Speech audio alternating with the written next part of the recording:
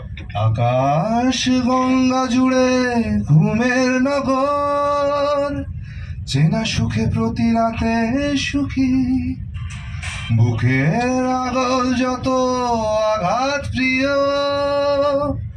মুখের আদল তত দুঃখী। আজি যত তারা ট্রারা তব আকাশে ট্রারা দীর্ঘ রাত টুরিস্ট ডেস্টিনেশন। প্রতি রাত আহত হওয়ার মতো ভালোবেসেছিলাম। তুমি আর আমি এক মিসাইল উৎসবে মাশরুম হতে চেয়েছিলাম। তুমি আর আমি এক মিসাইল উৎসবে মাশরুম হতে চেয়েছিলাম। Thank you so much. Thank you. তুমি আর আমি এক মিসাইল উৎসবে মাশরুম হতে চেয়েছিলাম। থিয়েট্রিক্যাল রিলিজ হতে চলেছে শ্রী স্বপন কুমারের বাদামি হায়নার কবলে। আমরা টিজার দেখেছিলাম বেশ কিছুদিন আগে এবং তারপর থেকে অনেকেই জিজ্ঞেস করছিলেন যে কবে রিলিজ হবে। তো এখন মোটামুটি একটা দিন তো বোঝাই যাচ্ছে, কিন্তু আজ এখানে একদমই অন্যরকমভাবে একটা গান রিলিজ করার প্ল্যান গোটা টিমের, হইচই স্টুডিওজ এবং বাকি যে টিম আছে প্রত্যেকে। আমরা বাকি তো ডিটেলগুলো পেয়ে গেলাম, অমিতের মিউজিক, ঋষি গেয়েছে, দেবালয় লিখেছে এবং ছবির দৃশ্যপটও দেখলাম। আমার মনে হয় যে আমাদের যেটুকু বলার সেটা তো আমরা এই ছবিগুলো, এই মুহূর্তগুলো, এই গানগুলো, গানের কথাগুলোর মাধ্যমেই বলেছি। এবার বরং যারা এই গান দেখবেন বা শুনবেন এখন থেকে, তারা কি বলছেন সেদিকেও আমরা একটুখানি কান পাতি বা সেদিকেও একটু মন দিই। কারণ তাদের জন্যই, মানে আমাদের দর্শক শ্রোতা, তাদের জন্যই তো আমাদের কাজ করা। তাদের কেমন লাগলো? কারণ আমার যেটা মনে হয়েছে যে এই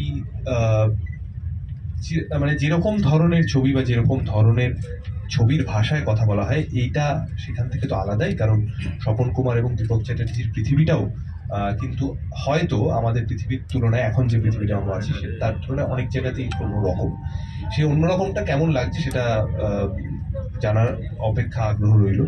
এবং যেহেতু আজকে মিডিয়ার বন্ধু বান্ধবরা এখানে সকলেই এসছেন, আপনাদের মাধ্যমেই আমাদের কাজগুলো পৌঁছে যায় আরো বেশি করে দর্শকদের কাছে। তো তাই বলে এরকম ভাববেন না যে আপনাদের মতামতের কোনো গুরুত্ব নেই। আপনাদের কেমন লাগলো সেটাও জানতে চাইবো।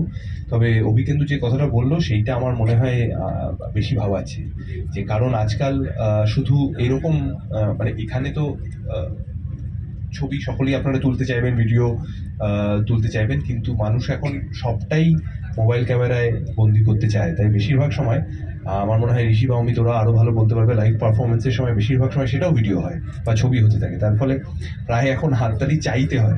তো অভিবন্ধুর প্ল্যানটা আমার ভালো লেগেছে, যে আমরা নিজেরাই, আমিও ভাবছি একটা মোবাইলে হাততালিরা, আমার নিজের কথা যেটা মনে হয় যে হাততালি হতে পারে আমি চালিয়ে দেবো, কারণ এখন সকলেই ভীষণ মানে প্রত্যেকটা মুহূর্ত বন্দি করতে চাইছে। জাস্ট একটাই জিনিস আমার মনে হয় আমাদের সকলের মাথায় রাখা উচিত, এই মুহূর্ত বন্দি করার এই যে একটা দুর্দমনীয় প্রয়াস, তার মধ্যে আমরা মুহূর্তগুলো মিস করে যাচ্ছি না, তো এটুকুই বলার।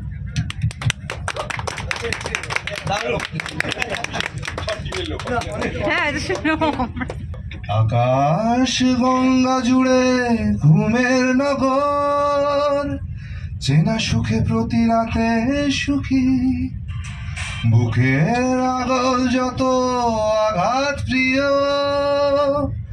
মুখের আদল তত দুঃখী। আজি যত তারা ট্রারা তব আকাশে ট্রারা দীর্ঘ রাত টুরিস্ট ডেস্টিনেশন। প্রতি রাত আহত হওয়ার মতো ভালোবেসেছিলাম। তুমি আর আমি এক মিসাইল উৎসবে মাশরুম হতে চেয়েছিলাম।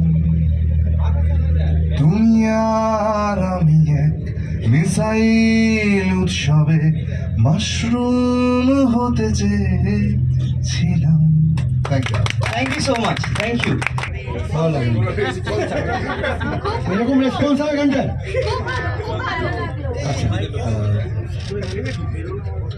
এই গানটা ভিজুয়াল দেখে বোঝা যাচ্ছে যে ল্যান্ডস্কেপ, হলুদ নদীর ধারে, লার্জার দ্যান লাইফ একটা গান, একটা প্রেমের গান যেটা অন্যভাবে আমরা একটু লেখা এবং দৃশ্যায়ন করার চেষ্টা করেছি। তো হোপফুলি মানুষ কানেক্ট করবে। এবং দীপক চ্যাটার্জি, স্বপন কুমার এবং বাদামি হায়না যে কল্পনার জগৎটা, লার্জার দ্যান লাইফটা এই শহরে ক্রিয়েট করতে চাইছে, এটা তারই একটা ঝলক। আমি ঠিক বল, আমার মনে হয় অমিত বলুন। আমার মানে আমি প্রথমত প্রচণ্ড thanks to Hoichoi studio, SVF, যে এইভাবে গানটা লঞ্চ হচ্ছে এরকম আমি কোনোদিন ভাবিনি। আর যেরকম দীপক চ্যাটার্জির কল্পনার জগৎটা যেরকম ধরনের, সেরকমভাবেই গানটাও লঞ্চ হচ্ছে, এটাই আমি প্রচণ্ড খুশি। আর এটা গেয়েছে ঋষি পান্ডা, দেবালয়দার লেখা।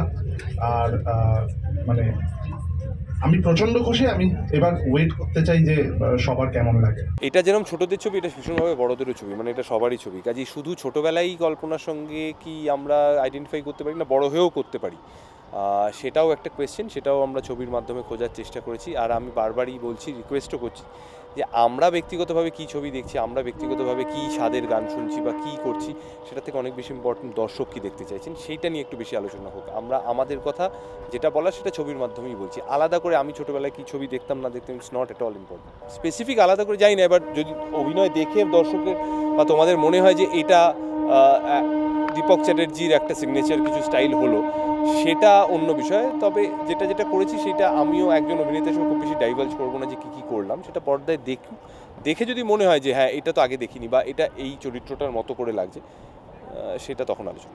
একদমই অন্যরকম এক্সপিরিয়েন্স। আমরা হয়তো এর আগে এই ক্রুজে সকলেই কম বেশি হয়তো চড়েছি অন্যান্য কাজে, কিন্তু একটা সিনেমার গান প্রথম লঞ্চ হচ্ছে এখানে।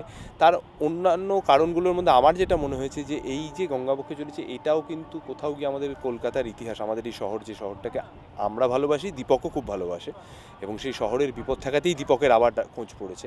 তো এই শহরের সঙ্গে তো এইগুলো একেবারে বলবো মানে ওই যে বলে শিরা ধমনীতে মিশে আছে। এই গঙ্গা নদী বলো, এই হাওড়া ব্রিজ বলো, হাওড়া স্টেশন বা দুপাড়ের এই যে এইগুলো তো চলমান ইতিহাসের মতো। তো সেই ইতিহাসকে সাক্ষী করে বা এই গঙ্গা বা এই যে জায়গাগুলোর কথা বললাম তাদের সাক্ষী করে একটা গান লঞ্চ হলো।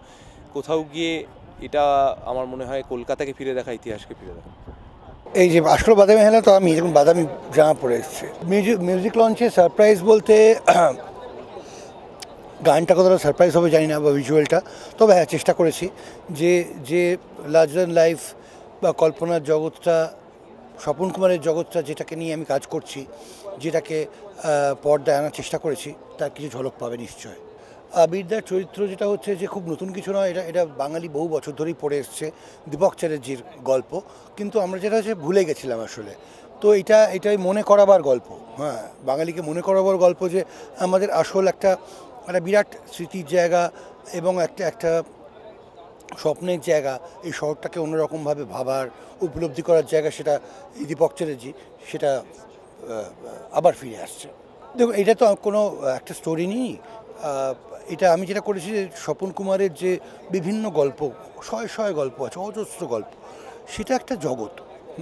আমি সেই জগৎটাকে নিয়েছি, সেটাকে গল্পটা আমার, সেটাকে ধরে গল্পটা বানিয়েছি এবং মূল চরিত্রগুলো নিয়েছি, যেমন দীপক চ্যাটার্জি, রতনলাল, বাজ পাখি।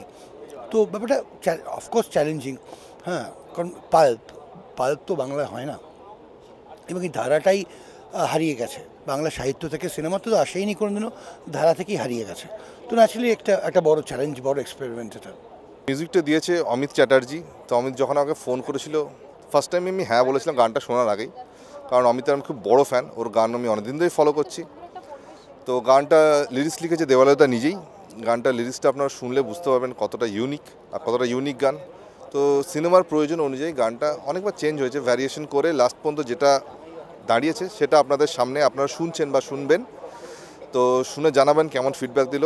আমাদের থেকে আমরা স্যাটিসফাইড, আপনাদের স্যাটিসফাই করার জন্যই গানটা। তো আপনারা শুনে জানাবেন, ফিডব্যাক দিতে ভুলবেন না।